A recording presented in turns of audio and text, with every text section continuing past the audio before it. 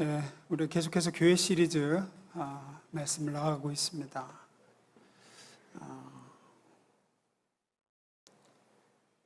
교회가 뭔가 지금 5번째로 나가고 있는데요.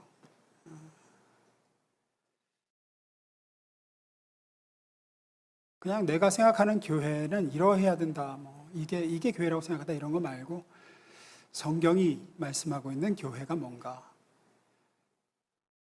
하나님이 말씀하신 교회가 뭔가, 그걸 바로 알아야 되겠죠. 그게 대단히 중요합니다.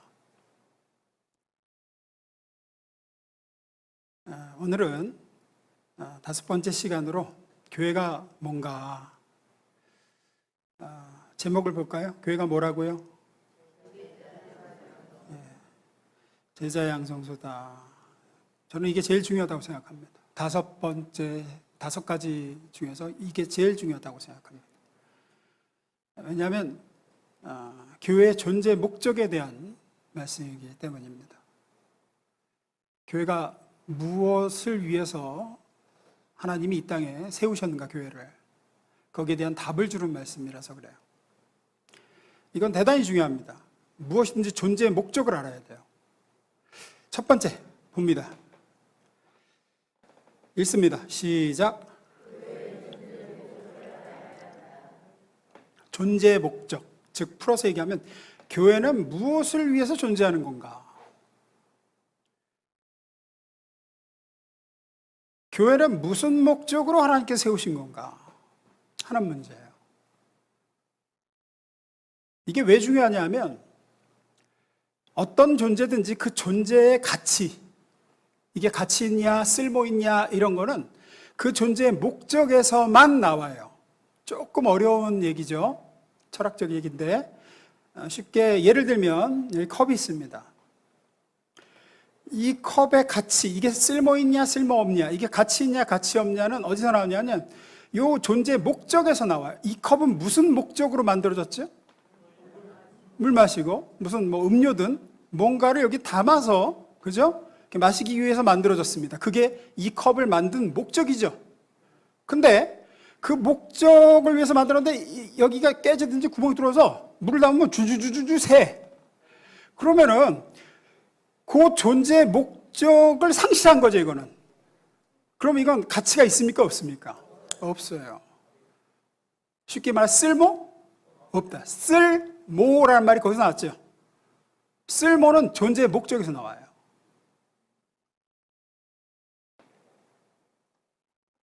이 마이크라는 존재의 목적은 작은 목소리를 크게 확성하는 데 있습니다. 그 목적으로 만들었죠. 목적대로 존재하니까 가치가 발생합니다. 목적대로 안 되면, 즉 고장나면 쓰레기통감입니다. 모든 가치는 목적에서 나옵니다. 예외 없습니다.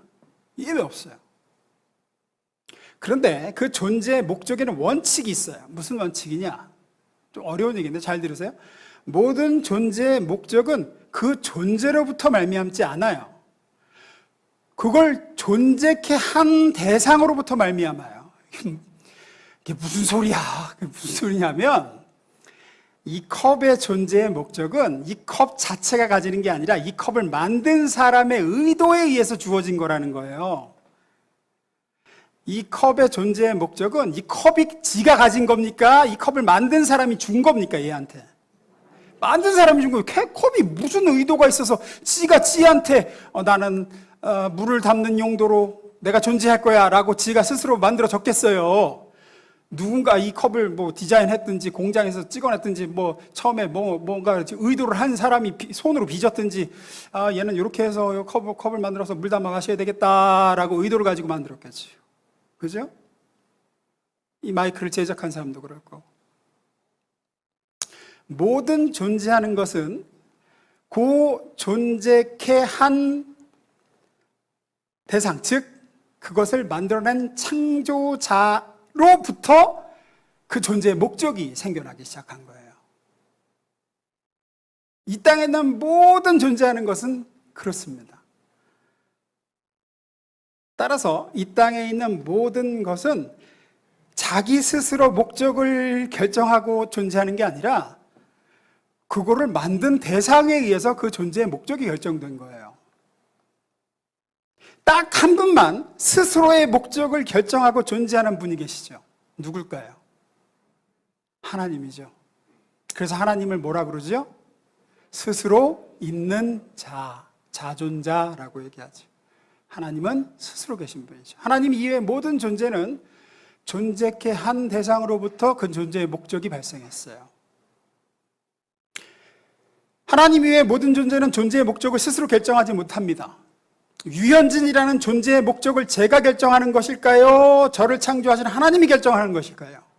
예, 저를 존재케 하신 하나님, 저를 만들어 이 땅에 보내신 하나님이 저라는 존재의 목적을 결정하여 이 땅에 보내신 겁니다. 따라서 저 유현진이라는 존재가 잘 산다는 건 나 하고 싶은 대로 하고 사는 게 잘 사는 걸까요? 저를 만들어 이 땅에 보내신 그 존재의 목적을 부여한 하나님의 뜻대로 사는 게 잘 사는 걸까요? 하나님 뜻대로 사는 게 잘 사는 거죠. 나는 너를 이런 목적으로 빚어서 내가 이 땅에 보냈다 라고 하신 분의 뜻대로 살 때 유현진이라는 존재의 가치가 발생하는 거예요. 쓸모있는 존재가 되는 겁니다. 아까 컵을 만든 사람이 이 컵은 물 담아 마시려고 만들었으니까 이렇게 물을 담아 마셔야지 했는데 이 컵이 꽝꽝 나갖고 그 존재의 목적대로 쓰임을 하지 못하게 될 때는 무쓸모, 가치가 없어서 버리는 거죠. 사람도 마찬가지입니다. 하나님이 우리를 지으셔서 각 개인을 나는 너를 통해서 이런 인생을 살게 하겠다 라고 한 그 존재의 목적대로 살 때에 가치 있는 인생이 되는 거고 쓸모 있는 인생이 되는 거죠. 그 존재의 목적대로 못 살면 무가치한 인생, 무쓸모, 쓸모없는 인생이 되는 거죠. 길게 설명을 했는데 교회도 마찬가지죠. 이 교회는 누가 세우시고 누가 만드셨습니까? 하나님이 세우시고 하나님이 만드셨죠. 그럼 교회의 존재 목적은 누가 부여하는 겁니까? 하나님이 부여하는 겁니다. 그런데도 많은 교회들은 교회가 이래야 된다라고 성도들이 정하려고 하고 목회자들이 정하려고 하죠. 교회를 이 땅에 세우신 분의 존재 목적대로 가지 않을 때 교회는 교회로서의 가치를 상실합니다. 쓸모없는 교회가 되는 거죠. 무슨 얘기인지 잘 따라오고 계시죠? 따라서 교회가 교회로서의 가치를 유지하고 쓸모 있는 교회가 되려면 여러분이 생각하는 교회도 아니고 유목사 생각하는 교회도 아니고 주님이 생각하시는 교회대로 가야 돼요. 나는 교회를 이렇게 하려고 이 땅에 세웠다라고 하신 주님의 생각대로 쓰임받고 그렇게 가야지만 교회는 교회로서의 가치를 발생시키는 거라고요. 근데 사람들이 모두 다 교회는 이래야 된다라고 나름의 생각들을 갖고 그 생각대로 교회가 가야 된다고 생각하고 그대로 안 되면 속상해하고 막 승질을 내는 거죠. 그게 문제입니다. 그게 문제. 그게 문제예요. 그러니까 피곤해지는 거예요, 이게. 뭔가 선택의 기로에서 주님이 부여하신 목적이 분명하게 세우고 그래야 거기서 합의점을 찾고 이걸 할지 말지도 주님이 교회에 부여하신 목적 붙들고 할 때는 의견 충돌이 일어나지 않고 딱 모아져서 갈 수 있는데 그렇지 않고 이게 서로의 생각이 다 다른 거예요. 교회는 이래야 된다고 생각하고 저 사람은 저래야 된다고 생각하니까 중구난방이거든요. 그러니까 갈등과 싸움도 그래서 일어나요. 어떤 행사나 프로그램을 할 건가 말 건가. 여러분 잘 생각해보세요. 어떤 거든지 해서 좋은 면이 있고 안 좋은 면이 있죠. 뭐든지 해야 될 이유도 있지만 하지 말아야 될 이유도 있거든요. 세상의 모든 일은 그래요. 그렇지 않아요, 여러분? 세상의 모든 건 좋은 것만 있습니까? 어떤 일이든지 다 양면이 있어요. 예를 들어서 우리가 전교인 야외 예배를 가자. 좋은 것만 있습니까? 야외 예배 가면? 안 좋은 것도 있어요. 야외 예배가 왜 가냐고 이런 사람도 있다고요. 또 어떤 사람은 야외 한번 가야지 왜 안 가냐 이런 사람도 있고요. 뭐든지 해야 될 이유가 있고 하지 말아야 될 이유가 있고요. 해서 좋은 게 있고 안 좋은 면이 있어요. 그런데 이게 기준이 나야. 이게 기준이. 교회를 세우신 분의 존재의 목적에 근거한 게 아니라 다들 자기 생각과 자기 소견에서 어떤 사람은 좋은 면을 보고 어떤 사람은 좋지 않은 면을 봐요. 어떤 사람은 해야 될 이유를 바라보고 있고 어떤 사람은 하지 말아야 될 이유만 보고 있어요. 그러니까 동의가 이루어질 수가 없고 그냥 그러다 보면 결국 어떻게 되죠? 목소리 큰 사람 하자는 대로 하는 거죠. 이제 그렇게 되면. 그럼 이제 묵살당한 사람은 기분이 나쁘죠. 이런 게 차곡차곡 쌓이다가 어떤 계기가 되면 그게 기폭자가 돼서 이제 터지는 거예요. 교회를 떠난다든지 아니면 막 교회가 암적인 존재가 된다든지. 이게 다 왜 그러느냐? 교회의 존재의 목적을 분명하게 모르면 그래요. 교회를 세우신 분이 정한 교회 존재의 목적을 모르고 교회는 이래야 된다라는 자기 나름의 존재의 목적을 자기가 가지고 있어요. 본인이 교회를 세운 게 아닌데. 마치 피조물이 내가 내 나름대로의 존재의 목적을 가지려는 것과 똑같은 거죠. 이 기준이 분명해야 이거는 하나님이 교회를 세우신 목적과 부합하고 꼭 필요한 거니까 어려워도 해야 된다. 이거 돈이 많이 들어가도 하나님이 교회를 세우신 목적과 부합하니까 우리는 가야 된다. 이렇게 가야 되거든요. 그 일은 교회의 존재의 목적과 무관한 거니까 아무리 우리가 좋아 보여도 또 아무리 손쉬운 거라도 우리 하지 말아야 됩니다. 이렇게 의견이 모아져야 되는데 요거를 잘 모르면 그냥 자기 소견에 오른 대로 사사기처럼 가는 거예요. 사사기처럼. 그런 의미에서 이 교회의 존재의 목적을 바로 하는 건 대단히 중요합니다. 그럼 교회 존재의 목적이 뭐냐? 두 번째로 갑니다. 읽어봅니다. 시작. 교회 존재의 목적이 뭐냐? 교회 존재의 목적은 성경이 말하는 존재의 목적은 그리스도의 제자를 길러내는 거예요. 그게 왜 그러냐? 에베소서 1장 23절에 보면 우리가 잘 아는 정의가 나오죠. 에베소 1장 23절.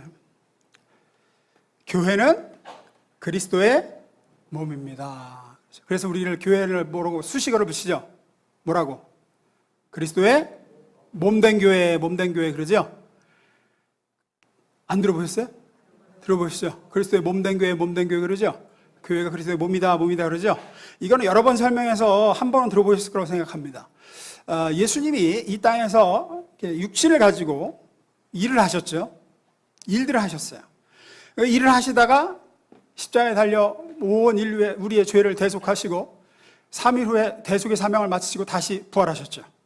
부활하신 예수님은 그 육체를 가지시고 이제 부활하신 새 육체를 입으시고 육체를 가신 채 아버지께로 가셨습니다. 승천하셨어요. 이 땅에는 예수님의 몸이 남아 있습니까? 없습니까? 없어요. 그럼 예수님이 몸을 가지신 채 이 물질 세계에서 하시던 일을 이제 누가 한다고요? 예? 교회가 하는 거예요. 교회가. 그래서 교회가 그리스도의 몸인 거예요. 몸. 제2의 성육신 그렇게 얘기하는 거예요. 그러면 예수님이 이 땅에서 하시던 일이 뭔데요? 그게 제자 양성이었어요.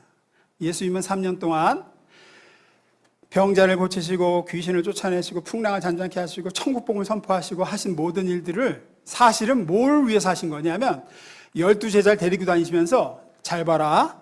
이제 내가 떠나면 니들이 이거 해야 돼. 하면서 제자들 길러내시기 위해서 어떤 면에서는 제자들에게 보여주시면서 계속 가르치신 거예요.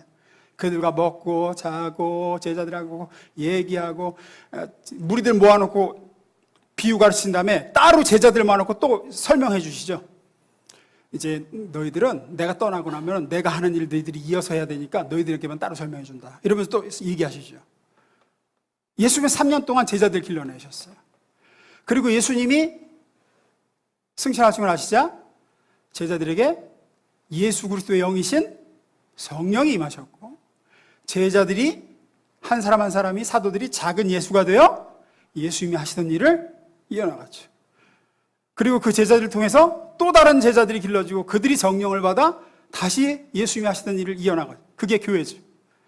그렇게 계속해서 제자들이 길러지고 또 제자들이 길러져 이 먼 곳에 있는 대한민국 땅에까지 예수님이 하시던 일이 계속해서 이어졌고, 이 땅에도 그리스도의 제자들이 길러주고 저와 여러분에까지 온 거죠. 그게 교회가 계속해서 해나가야 될 일이에요. 예수님이 맨 마지막에 12 제자들을 불러놓고 하신 말씀이 이거죠. 오늘 본문입니다. 28장 19절 20절. 그러므로 너희는 가서 모든 민족을 제자로 삼아 아버지와 아들과 성령의 이름으로 침례를 베풀고 내가 너에게 분부한 모든 것을 가르쳐 지키게 하라. 이게 교회가 존재하는 이유이자 목적이에요. 주님이 교회를 세우신 목적이라고요. 제자를 세우신 목적이에요. 우리를 부르신 목적이라고요. 이 사명을 받은 제자들은 또 곳곳에 가서 교회를 세우고 제자들을 길러냈죠. 그렇게 세워진 교회들이 또 다른 제자들을 길러내고, 그렇게 세워진 교회들이 또 다른 제자들을 길러내고, 그렇게 해서 전 세계에 주 예수님의 복음이 전파되고 예수의 제자들이 길러져서 여기까지 온 거라고요. 그게 교회가 존재하는 이유예요. 우리 교회를 여기에 세우신 목적도 다르지 않아요. 우리 교회의 비전 선언문이 그래서 잃어버린 영혼을 구원해서 그리스도의 제자를 세우는 거예요. 교회가 왜 있느냐? 예배 드리려고. 교회가 왜 있느냐? 교제하려고. 성경 공부하려고. 교회가 왜 있느냐? 좋은 말씀 들으려고. 교회가 왜 있느냐? 가난한 사람 도우려고. 좋은 일 하려고. 이거는 다 어떻게 보면 맞는 얘기지만 이거는 교회 활동입니다. 그걸 통해서 궁극적으로 뭘 하려고 그러는 거냐? 제자를 세우려는 거예요. 제자를. 그리스도의 제자를 세우려는 거라고요. 목사님들도 신방하고 설교 준비하고 장례하고 성역 공부인도하고 이거 다 목회 활동이죠. 궁극적으로 그걸 통해서 뭘 하려는 거냐? 그리스도의 제자를 길러내려는 거죠. 다시 여기 이 구절을 좀 보시면 한국말로 번역을 해놔서 그런데 솔직히 좀 이렇게 표현하면 그런데 한국말로 번역해 놓으니까 말이 좀 솔직히 말하면 한국말은 좀 너저분해요. 조금 한국말은 동사가 안 발달해서 조금 너저분해. 영어는 또 헬라어도 서양 언어들이 조금 명료해요. 왜 그러냐면 사실은 이 구절에서 동사는 딱 하나예요. 뭐 해라! 명령하는 동사는 딱 하나예요. 뭐냐면 제자 만들어라. 예수님은 이거 딱 한마디였어요. 제자를 만들어라. 그리고 그 뒤에 제자 만드는 방법을 이제 분사로 붙이셨어요. 제자를 만들어라. 그러기 위해서 너희는 가야 되고, 그리고 가서 침례를 주고, 세 번째로 가르쳐 지키게 해야 된다. 이렇게 말씀하신 거예요. 근데 그걸 이제 번역하다 보니까 너희는 가서 모든 족속으로 제자를 삼아 아버지와 성령으로 침례를 베풀고 내가 너희를 지키게 하라. 이렇게 보이지만 사실 만약에 우리가 그 자리에 있어서 우리가 헬라어를 쓰는 사람이었고 그 자리에 있는 예수님의 제자들이었다면 귀에 딱 꽂히는 거죠. 제자를 만들어라. 예수의 명령은 그거 하나였어요. 가서 제자 삼으라. 제자 삼으라. 따라서 영혼 구원에서 제자로 세우는 거는 교회 옵션이 아닙니다. 뭐 하면 좋고 뭐 제자 훈련해야 되죠. 제자 세워야 되죠. 근데 뭐 지금은 뭐 여력이 좀 안 되니까 나중에 뭐 이렇게 할 수 있는 게 아니라는 거예요. 할 수도 있고 뭐 안 할 수도 있고 뭐 그런 게 아니라는 겁니다. 그건 존재의 목적이에요. 교회를 이 땅에 세우신 목적이에요. 제자를 세우는 것. 제자를 만들려고 교회를 세우신 거예요. 그리스도의 제자를 만들려고. 따라서 제자가 길러지지 않는 교회는 아까 얘기한 대로 컵으로서의 기능을 하지 못하는 컵인 거예요. 이거 물 마시려고 컵을 만들었는데 이거 물을 넣으면 그냥 주주주주주 새. 이거 확성기 하려고 마이크를 이거 제작을 했는데 이게 소리를 했더니 소리가 더 줄어드네. 어떻게 소리가? 그러면은 그 마이크는 그 컵은 쓸모가 있어요, 없어요? 없어요. 교회를 예수님이 이제 내가 너희를 제자로 세운 것 같이 너희도 제자를 세우라고 내가 교회를 이 땅에 세웠다 했는데 1년이 가고 2년, 10년이 가고 30년이 가도 제자가 안 길러져요. 그러면 그 교회는 쓸모가 있는 교회입니까? 쓸모가 없는 교회입니까? 쓸모가 없는 교회예요. 쓰레기통으로 가야 되는 교회. 엄격한 의미에서 교회라고 할 수 없죠. 제자가 만들어지지 않는 교회는 교회가 아닌 거예요.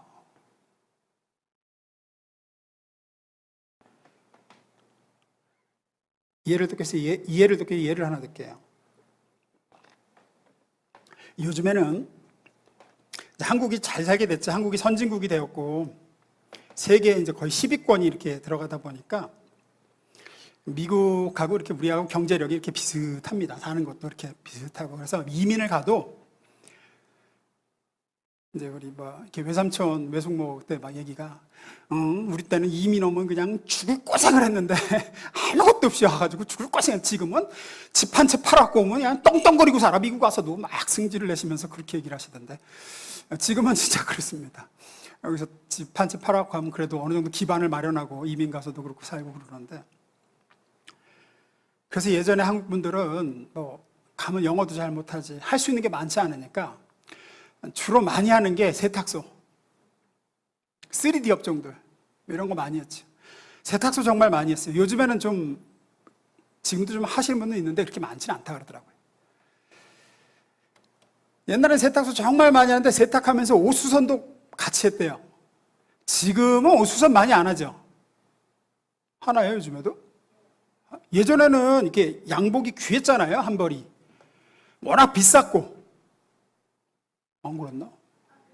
공감이 안 되네. 저 어렸을 때만 해도 양복 한 벌이 되게 귀해서 이렇게 뜯어져도 요즘에는 이렇게 뜯어지고 막 그러면 그냥 무릎 해지고 그러면 그냥 버리고 새로 사 입고 그런데 그때는 막 짜집기 해서 입고 그랬잖아요.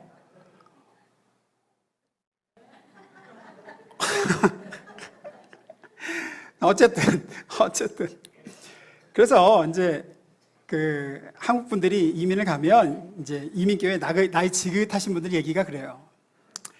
한국 사람들이 젓가락을 써서 그런지 손재주가 기가 막히다. 백인들이 따라올 수가 없대요. 그래서 수선을 기가 막히게 한다는 거야. 한국 사람들이 세탁소에 수선을 하면. 그래갖고 세탁소를 하면은 옷 수선 잘한다. 한국 사람 옷 수선 잘한다. 이 소문 나갖고 그냥 옷 수선하려고 줄을 쓴대. 어느 동네에 한국 사람이 세탁소 했다. 그럼 미국 사람들도 그걸 알아가지고 이렇게 보고 옷 수선하는 사람이 백인이면은 안 맡긴대. 그리고 한국 사람 하는 데 찾아갖고 거기다 맡긴다는 거예요. 그래갖고 이제 옷 수선은 한국 사람이 최고다. 왜냐하면 티가 안 난대요. 이렇게 수선해 놓으면 이게 어디를 수선하는 건지도 못 찾을 정도로 꼼꼼하게 잘 해놓으니까. 그래가지고 이제 세탁소를 차렸는데 세탁으로 돈 버는 것보다 수선으로 돈이 훨씬 더 잘 벌리니까 사람 하나 더 쓰고 수선 라인만 늘리는 거예요, 이제. 돈 벌으려고. 그래서 주머니 막 이제 수선 맡기는 사람이 막 밀어 닥치니까 세탁은 이제 별로 돈이 안 되고. 그러다가 예를 들어서 이제 어떤 사람이 그래서 아예 세탁은 접어. 세탁소라고 간판은 그대로 있는데 세탁은 아예 안 해. 돈이 별로 안 되니까. 이제 수선만 다 받는 거예요, 수선만. 그래도 됩니까, 안 됩니까? 되지. 뭐 사장 마음이지. 주인 마음이죠. 자기가 돈 벌겠다는데. 그 세탁 맡기로 오면 우리는 세탁 안 받습니다. 수선만 받아. 돈이 되니까. 되긴 되죠. 그러나 뭐는 바꿔야 돼요, 그럼? 간판은 바꿔야죠. 간판은 바꿔야죠. 세탁이라고 써붙여놨는데, 세탁소라고 써붙여놨는데 세탁을 안 하면 안 되잖아. 옷수선이라고 바꿔야죠, 그러면. 옷수선이라고. 간판은 바꿔야죠, 그러면. 세탁소라고 써있는데, 그건 모르겠고, 세탁은 안 한다. 수선만 갖고 와라. 이건 안 되죠. 옷수선이라고 바꿔 달아야죠. 세탁소라고 간판을 가지고 있는 동안에는 조금이든 뭐 많이든 세탁을 하긴 해야 돼요. 마찬가지입니다. 교회도 제자를 만들기 위해서 주님은 이 땅에 교회를 세우셨어요. 교회를 만드신 분이. 제자를 만들지 않는 교회, 제자 만드는 데는 관심도 없고, 잃어버린 영혼을 데려다가 그리스도를 알게 하고, 그리스도를 닮게 하고, 그리스도의 제자로 키워내는 데는 전혀 없어, 관심이. 다른 건 좋아해, 다른 건. 그래도 돼요, 안 돼요? 되지, 자기들이 그렇게 하겠다는데. 간판은 갈아야죠. 간판은 갈아야죠. 교회라는 간판은 걸면 안 되죠. 왜냐하면 교회는 제자 기르는 데니까. 예를 들어서 우리 교회가 제자는 하나도 안 만들어지고 있는데 예배는 기가 막혀, 막 엄청 은혜스러워, 막. 예배는 엄청 좋아. 괜찮아요. 간판만 바꿔 달면 돼요. 가능? 예배당. 예배당이지, 예배당. 교회는 아니에요. 교회는 제자가 길러줘야 교회라니까요. 너희는 가서 모든 족속으로 제자를 삼아라. 그게 교회에 부여된 사명인데, 그게 존재의 목적인데, 그거 안 하면서 예배만 드리겠다. 우리끼리 모여서 예배 너무 좋다. 가는 교회 예배 너무 은혜스럽다. 그럼 예배당이죠, 그냥. 제자는 뭐 10년 가도 하나도 안 길러지는데 성경 공부가 뭐 끝내준다. 가능 바이블 칼리지 그래야지. 그러면 가능 성경 칼리지, 가능 성경학교. 제대로는 안 길러지는데 뭐 친교가 너무 좋다. 저 교회는 사랑이 엄청 많고 교제 너무 잘 되고 그럼 친목회라고 해야 된다니까요. 교회는 떼야 돼요. 교회는 아니에요. 그러면 교회를 만드신, 교회의 주인 되신 그리스도께서 제자를 만들라, 그러기 위해서 나는 너희를 교회로 모이게 했다 라고 하셨으면 제자 세우는 데에 우리는 관심을 가지고 힘을 기울이고 교회의 자원을 쏟고 우리의 시간을 쏟고 마음을 쏟아야죠. 그렇지 않으면 우리는 교회 간판을 떼야 됩니다. 교회가 아닙니다. 그럼 진짜로 그렇게 하신 분이 있어요. 제가 세미나 갔을 때 간증을 들었는데, 미국 플로리다 올랜도에서 목회하시는 김민기 목사님이라는 분의 간증입니다. 이분이 올랜도 한인 장로교회 담임 목사님이신데, 이 교회가 이분 부임하실 때만 해도 엄청 소문이 안 좋은 교회였습니다. 창립된 지가 17년 된 교회였는데, 그렇게 뭐 오래된 교회가 아니죠. 창립된 지 17년 된 교회면. 목사가 8번 갈렸습니다. 평균적으로 2년을 못 버티고 나갔어요, 목사님들이. 2년을. 이분이 9대째 목사로 가셨어요.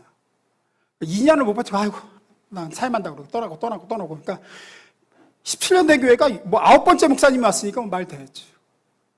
그래서 이제 이사를 가가지고 이분은 이제 이 교회가 어떤 교회인지 모르고 가서 부임하시기 전에 그 교회 평을 좀 알아보려고 그 동네 가고 이제 동네 이제 한인분한테 물어봤대. 한인 슈퍼마켓 가서 모른 척하고, 여기 새로 이사 왔는데 그 교회를 좀 어디 좀 좋은 교회를 좀 알아보려고 하는데 좋은 교회 좀 어디 없나요? 그러니까 그 슈퍼마켓 주인이 그러더래. 뭐 아무데나 가셔도 다 좋은 교회라고. 그런데 거기 그 한인 장로교회 거기만 가지 말라고. 거기만 가지 말라고. 자기가 지금 부임하려고 왔는데, 이분이 부임하셔서 맨날 설교하는 게 우리 교회는 교회도 아닙니다. 맨날 그러셨대요. 우리 교회는 교회도 아닙니다. 한 번은 여기 지금 세례 안 받으신 분, 침례 안 받으신 분 손 들어보시라고. 아무도 없더래. 17년 된 교회가 새신자가 한 명도 안 온다는 게 이게 말이 되냐고. 잃어버린 영혼을 데려오지도 않고 제자로 세우지도 않고 17년째 자기들끼리 그저 자기 소원 빌고 내 자식 잘 되고 내 남편 잘 되고 나 안 아프고 그냥. 이게 교회냐고. 이게 우리 교회는 제자 만드는데 관심도 없고 제자가 한 명 길러지지도 않고 이거 교회 아닙니다. 교회도 아닌데 교회 간판 달고 있으면 안 됩니다. 그리고 이분이 진짜로 이제 예배 끝나고 교회자를 잘라버렸어요. 톱으로 진짜 잘라셨어요. 그래서 올랜도 한인 장로 교회인데 올랜도 한인 장로야. 그냥 진짜 잘라셨어요. 올랜도 한인 장로야 교회가.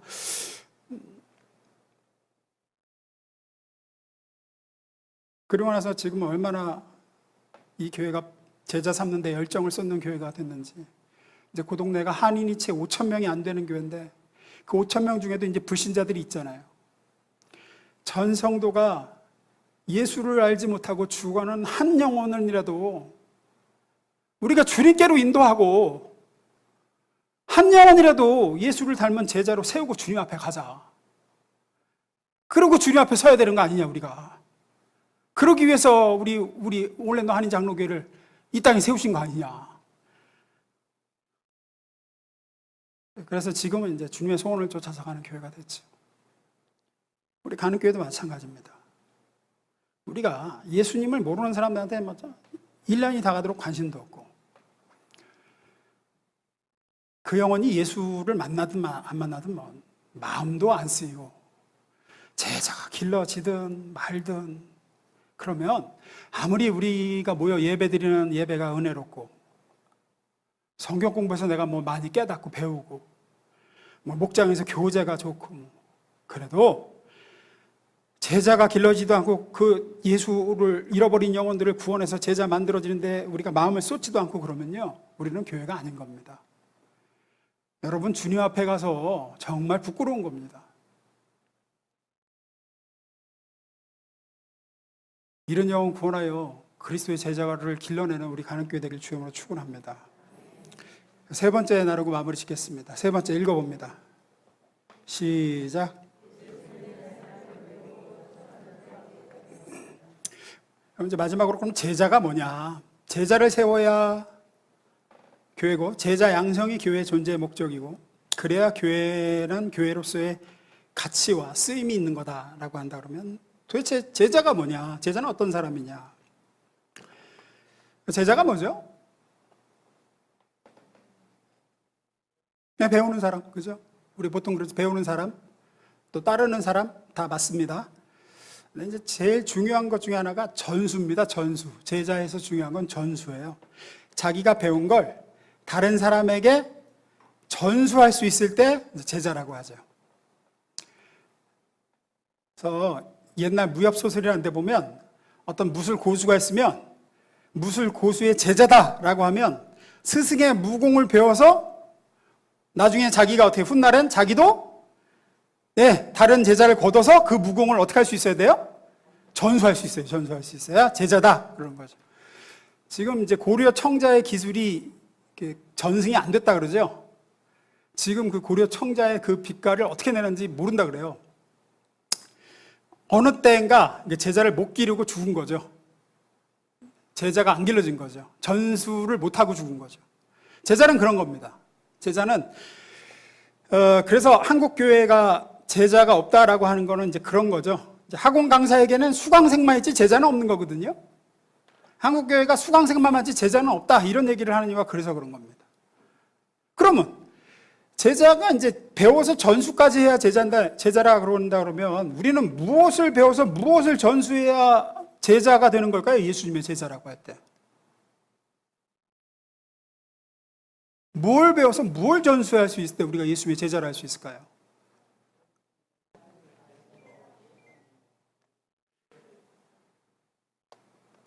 보통은 이제 뭐 말씀이요, 복음이요, 뭐 그렇게 나오죠. 뭐 틀린 건 아닙니다. 틀린 건 아닌데 좀 좁죠. 좁아요. 많은 분들이 예수님의 가르침 이렇게 생각하죠. 예수님의 복음, 하나님의 말씀, 그걸 배우고 그걸 전수하면 제자가 아니냐.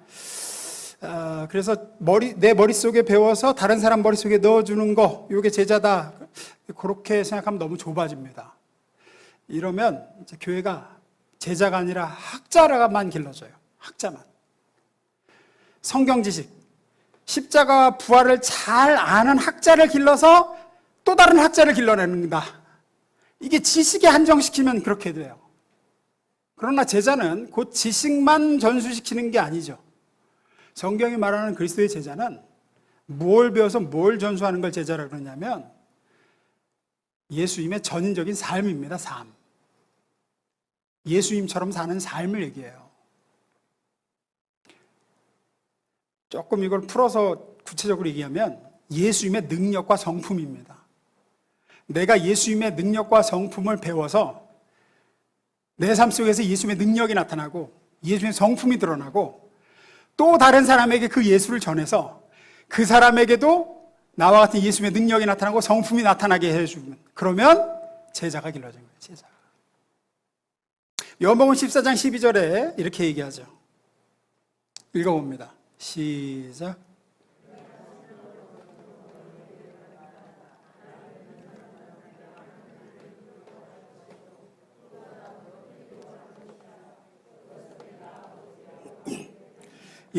여기서 내가 하는 일을 그도 할 것이요 그보다 큰 일도 할 것이다 할 때 이 내가 하는 일이 예수님의 능력과 성품을 얘기하는 거죠. 어떻게 이게 가능할까요? 어떻게 제자들이 예수님이 떠나신 다음에 예수님이 하시던 일을 그들도 했거든요. 그들도 예수님이 하시는 일을 했고 그보다 큰 일도 할 수 있었게 되었죠. 그게 가능한 이유는 예수님의 영이신 성령이 오셨기 때문이에요. 우리 안에도 예수의 영이신 성령이 오셨습니다. 우리가 성령을 받아서 우리 안에 예수님의 능력이 나타나기 시작하죠. 어떤 면에서 이건 은사적인 차원이죠. 그래서 우리에게 예수님이 하시던 사역을 할 수 있게 예수님의 능력을 나눠주셨죠. 저 같은 경우는 가르치는, 말씀을 전하는 능력을 주셔서 말로 예수님이 복음을 선포하시고 가르쳤듯 저에게는 말하는 은사를 주셔서 이렇게 가르치는 거죠. 어떤 분에게는 예수님의 손을 주셔서 손으로 다른 사람 돕고 손잡아주고 위로해주고 섬기고 하고, 어떤 분에게는 발을 주셔서 찾아가고, 또 어떤 분에게는 찬양의 은사를 주시고, 어떤 분에게는 행정할 수 있는 은사를 주시고, 어떤 분은 중보의 은사를 주시고, 어떤 사람에게는 병 고침의 은사를 주셔서 예수님이 병자를 고치셨듯 병자를 고칠 수 있는 능력을 주시고, 이렇게 예수님의 능력을 성령께서 나눠주셨거든요. 그게 예수님의 능력입니다. 그걸 가지고 예수님이 다른 사람을 섬기셨듯 여러분도 섬기시는 거죠. 그렇게 여러분은 예수님의 능력을 이 땅 가운데서 쓰시는 거죠. 또 예수의 영이신 성령님과 동행하고 그 성령님의 훈육을 받음으로 예수님의 성품을 내가 닮아가기 시작하죠. 지난주에 얘기했듯이 우리가 공동체 안에서 깎이고 다듬어지고 꺾이고 이러면서 예수님의 평안을 배우고, 예수님의 온유를 배우고, 예수님의 절제를 배우고, 예수님의 사랑을 배우고, 예수님의 용서를 배우고, 용납을 배우고, 이렇게 돼가기 시작하죠. 그렇게 내가 먼저 예수님의 능력과 예수님의 성품을 닮아가고, 내가 또 다른 사람에게 그 예수를 전하고, 그 예수를 가르치고 보여줘서 그 사람에게도 예수의 능력이 나타나고, 그 사람에게 예수의 성품이 전수되고, 그러면 제자가 길러지는 거죠. 그러면 나중에 주님 앞에 서서 보고할 때, 주님, 저는 제자 하나 만들었습니다. 저는 주님께서 맡기신 이 사명을 이루고 주님 앞에 섰습니다. 이렇게 할 수 있게 되는 거죠. 이것이 교회의 존재의 목적입니다. 이걸 위해 우리는 이것도 하고 저것도 하고 뛰는 거죠. 이걸 위해 우리 교회는 크게 3가지 사역을 합니다. 요거 소개시켜드리고 마칠게요. 이 3가지가 다 필요합니다. 우리가 그리스도의 제자로 길러지고 또 다른 사람을 제자로 길러내는데, 첫째는 이거죠. 예배. 우리는 예배에서 진리가 선포되어지고, 선포된 진리를 듣고 성령의 임재와 터치를 맛보고 결단을 하게 되고, 감동과 감격을 맛보고 마음의 결심을 하고, 이런 것들이 예배에서 이루어집니다. 이 공적 예배, 다 같이 모여드리는 공적 예배 없이는 그리스도 예수의 능력과 성품을 맛보고 자라기가 어렵습니다. 2번째는 성경 공부죠. 상공부. 크리스천 베이직이나 새로운 삶, 생명의 삶, 경건의 삶, 이런 상공부입니다. 여기서 우리는 예배 때 다 제대로 배울 수 없는 바르고 체계적인 복음을 배우고, 성경을 스스로 읽고 이해하는 능력을 배양하고, 깊이 있는 성경 지식을 습득하고, 여러분들에게 그걸 가르치기 위해서 저는 어려운 유학도 갔다 오고 제대로 공부를 많이 하고 지금도 하고 있어요. 지금도 쏟아지는 논문들을 읽고 있고. 그러니까 어떤 분들은 난 배울 만큼 배웠는데 뭔 또 공부를 하라 그러냐, 그런 분도 계신데, 여러분, 제가 신학 공부를 10년 넘게 했는데 지금도 배우고 있는데 배울 게 없다고 생각하다지요. 우리 여기서 이 지적인 영역에서 상공부를 통해서 또 배워나가고 쌓아나가죠. 이 상공부 영역이 없으면 역시 우리는 그리스도의 제자로 예수님의 능력과 성품을 배워나가는데 한계가 있습니다. 3번째, 소그룹이죠. 목장과 각 사역팀들입니다. 우리는 여기서 깊이 있는 나눔을 하고, 삶의 아픔을 나누고, 위로를 받고, 지난주 말씀에서 나눴듯이 내 모난 부분이 다듬어지고, 꺾이고, 깨어지고, 내려놓아지고, 성숙하고, 신앙의 경건의 실력이 길러지고, 무엇보다 보고 배우게 되죠. 보고 배우게 돼요. 듣고 배우는 게 아니라 보고 배우는 거죠. 여러분 애들이 하라는 거 듣고 배웁니까? 부모 하는 거 보고 배웁니까? 보고 배우죠. 우리는 목장에서 다른 성도들, 성숙한 성도들이 하는 걸 보고 배우죠. 제자는 이렇게 하십시오 하는 거 듣고 배우는 게 아니라 이렇게 하는 겁니다 하고 보여줘야 이제 이렇게 보고 이제 배우는 겁니다. 아, 저렇게 기도하는 거구나. 아, 저렇게 어려움이 있을 때 주님 찾는 거구나. 뭐 이렇게 보고 배워줘야지. 목장에서, 사역팀에서. 이 세 가지 영역 중에 여러분 좀 점검을 해보세요. 어떤 분은 예배는 열심히 하시는데 나머지 두 영역이 약한 분이 있습니다. 어떤 분은 성경 공부를 굉장히 좋아하시는데 속으로는 싫다 이런 분이 있어요. 근데 여러분의 그리스도의 제자로 균형 있게 튼튼하게 발전하시려면 이 세 가지 영역이 반드시 필요합니다. 이것이 세 가지 축입니다.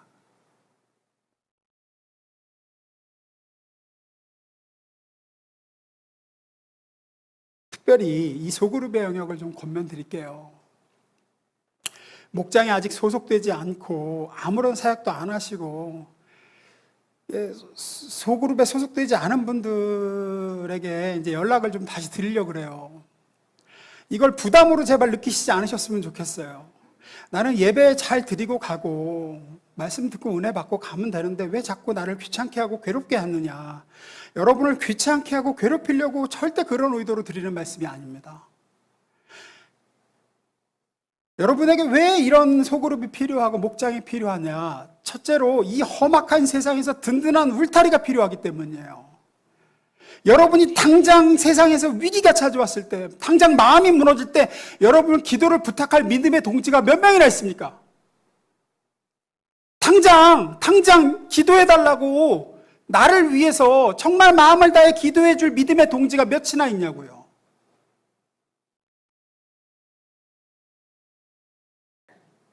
근데 목장이 잘 되고 있는 목장들은 당장에 기도할 동지들이 쫙 있어요.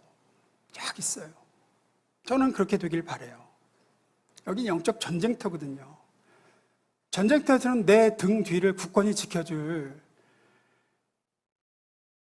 전우들이 있어야 돼요. 전우들이. 그래서 그 동지들을, 그 전우들을 우군을 만들어 드리려고 하는 거예요. 또 하나는 계속 말씀드리는 공동체가 있어야 예수님의 성품을 우리는 훈련할 수가 있어요. 섬김을 배우려면 섬길 대상이 있어야 섬김을 배우죠. 어디서 섬김을 배워요? 아니, 사랑할 대상이 있어야 사랑을 훈련하죠. 용서와 용납을 훈련을 어디서 하는데요? 내 자아가 깨어지질 않아요. 공동체에서 훈련하지 않으면. 말씀 마무리 짓겠습니다. 시간이 많이 갔는데 교회의 존재 목적을 분명히 알아야 됩니다. 이걸 모르면 우리가 헛고생합니다. 세상의 모든 존재하는 것에는 존재의 목적이 있습니다. 그 존재의 목적은 존재가 스스로 가지는 게 아니라 그 존재를 만든 사람이 부여하는 겁니다. 우리를 지으신 하나님께서 우리의 존재의 목적을 부여하셨듯 교회를 세우신 하나님께서 교회의 존재의 목적을 부여하셨습니다. 너희는 가서 모든 족속으로 제자를 삼으라. 주님이 이 땅에 교회를 세우신 목적은 그리스도의 제자를 키우기 위하심입니다. 그 명령에 순종한 주님의 12 사도들은 나아가서 목숨을 걸고 생명을 걸어 그들은 제자들을 길러내었습니다. 그들을 통해 세워진 교회들이 또 생명을 걸고 제자들을 길러냈고 그 제자들이 또 제자를 길러냈고 그렇게 땅끝까지 제자를 길러내어 이 한반도에까지 교회가 세워지고 제자들이 길러내어졌죠. 그리고 우리 교회도 세워졌습니다. 그 주님의 지상 명령인 제자를 세우라는 명령을 따르지 않는 교회는 교회가 아닙니다. 다른 거 해도 됩니다. 하지만 교회는 아닙니다. 교회는 그리스도의 제자를 세우기 위해 주님께서 만드신 곳입니다. 제자가 뭐냐? 그리스도 예수의 능력과 성품을 닮아가고 그 능력과 성품을 자신이 배워 그 배운 걸 남에게까지 전수시키는 사람이 제자입니다.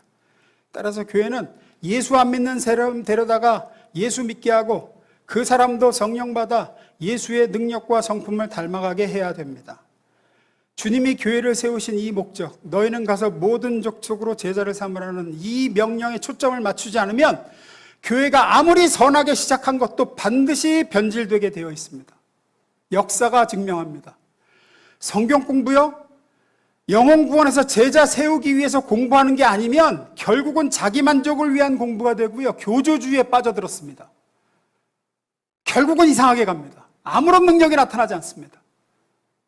성령운동이요? 영혼 구원에서 제자 세우기 위한 성령운동이 아니었을 때 그건 반드시 신비주의로 빠져들었습니다. 영성운동이요? 영혼 구원에서 제자 세우기 위한 성령운동이 아니었을 때 수도원운동으로 전락했습니다. 사회운동, 구제사업, 영혼 구원에서 제자 세우기에 초점 맞추지 않았을 때 전부 세속주의에 빠져들었어요. 사랑하는 우리 가는교회 성도 여러분, 우리 교회가 주님이 이 교회를 세우신 목적대로 그리스도의 제자 세우는 데에 힘을 기울이고 마음을 쏟는, 그래서 잃은 영혼 구원하여 제자 세우는 교회 되기를 주의 이름으로 축원합니다. 기도하겠습니다.